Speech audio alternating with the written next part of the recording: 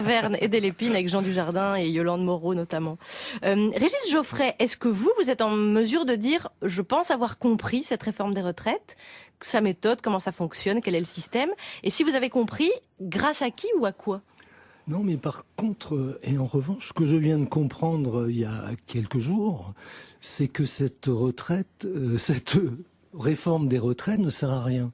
C'est-à-dire que le régime n'est pas en déficit et ne sera même pas en déficit en 2072. Donc là, on est face à un idéologue, et un idéologue de droite qui, normalement, les gens de droite sont pragmatiques. Là, on a un idéologue soviétique, mais simplement de droite.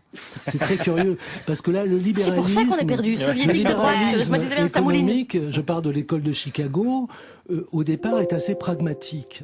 Mais là, c'est plus pragmatique parce qu'on a une idéologie qui ne tient plus compte des réalités.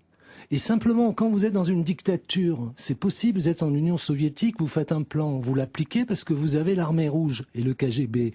Mais quand vous êtes dans une démocratie, vous ne pouvez pas. Et il est dans ce problème, c'est que son problème, c'est qu'il a été élu démocratiquement dans une démocratie où on a le droit de manifester. Voilà, et je crois que c'est le problème de cette réforme des retraites. Il y a un problème de compréhension de notre part ou pas aussi, parce que non, je crois que les gens ont très bien compris. Entre l'émetteur et le récepteur, ça ne passe pas, et dans les deux sens, parce que dans la rue aussi, les gens émettent un message qui ne passe pas non plus. Vous savez, il y a un problème depuis le début de ce quinquennat, c'est le mépris. Tout le monde a l'impression qu'il a été méprisé ou qu'il est méprisé par ce président. Alors moi, je me rappellerai toujours la fois où où ce gosse qui lui avait dit salut Manu. Alors c'était vrai qu'il avait à le remettre en place. Je veux dire, on dit pas ça, mais il s'est acharné pendant 1 minute et demie sur lui et il lui a dit cette parole terrible: tu feras la révolution quand tu auras des diplômes, et quand on n'a pas de diplôme. On fait pas la révolution. Cette espèce de mépris, même pas de classe, c'est au-delà. On n'a jamais eu ça. On a eu des gens qui étaient des classes sociales très élevées, qui parlaient un peu comme ça, comme Giscard d'Estaing. Mais Giscard d'Estaing ne donnait pas tout son mépris au peuple. Et là, on a quelqu'un qui, je sais pas dans quelle bulle il se trouve, je sais pas.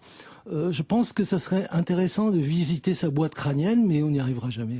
Mais justement, vous qui écrivez sur la cruauté, cette séquence-là, précisément, on vous dit que ça va au-delà du mépris, il s'acharne, ça dure effectivement un peu plus d'1 minute sur ce gamin qui est mineur et qui est pas, voilà, qui a certainement pas inventé l'eau tiède, mais qui reste un gamin, un ado en tout cas.